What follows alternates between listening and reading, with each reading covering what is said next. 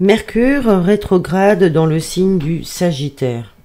Ici, Mercure est en exil, ce qui représente l'âme perdue qui a beaucoup besoin d'aide des autres pour se retrouver, car elle est perdue dans de grandes étendues et elle file des élucubrations mentales.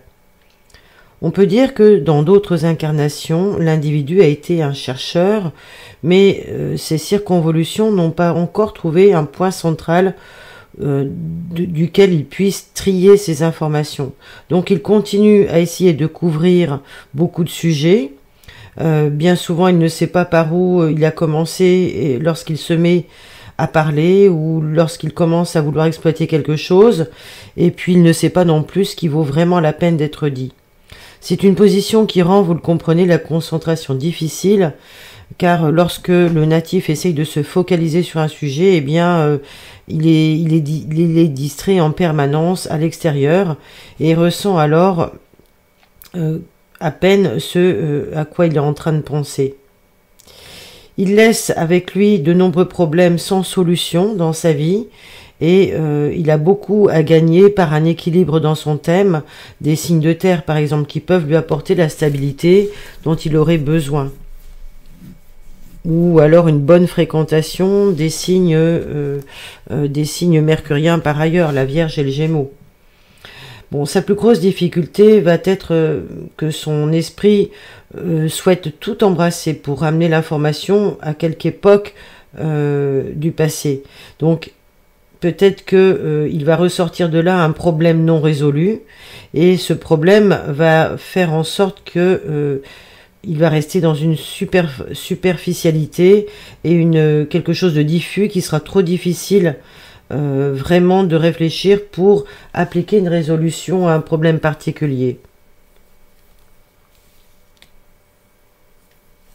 C'est un signe, c'est une position de Mercure, qui font que les natifs qui ont cette position n'aiment pas du tout que les autres leur imposent des idées.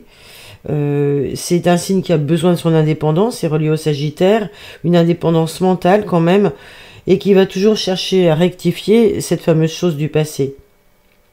Mais l'effet jupitérien, il faut le savoir, est d'écarter celui de Mercure. Donc de manière à ce qu'il soit impossible pour lui de faire cela. Alors il continue cependant à essayer. C'est un peu le marcheur de Sisyphe quelque part, hein. Lorsqu'il est dans le présent, il tend en général à porter beaucoup trop d'intérêt à ses pensées par rapport aux réalités qu'elles représentent. Donc c'est quelqu'un qui va être dans une forme d'excès quelque part. Pendant toutes les phases du processus de rétrogradation, Mercure va quand même éprouver des difficultés dans ce signe d'exil. Il va avoir de la difficulté à rendre sa pensée claire, précise, et à suivre le flux naturel de la vie. La position est difficile, vous l'avez compris, mais le point positif de tout cela, c'est qu'il reste quelqu'un qui est au demeurant très curieux et peut devenir par là même un très grand messager mystique et spirituel pour tous ceux qu'il rencontre, parce que il a tellement embrassé d'espace et de dimensions que finalement il est pris dedans et il peut en parler. Voilà pour la position de Mercure rétrograde en Sagittaire. Si vous avez appris quelque chose, si Schulman vous plaît et si vous souhaitez partager, n'hésitez pas, laissez un petit commentaire et n'oubliez pas de liker et de vous abonner à la page si cela n'est pas déjà fait. En vous remerciant.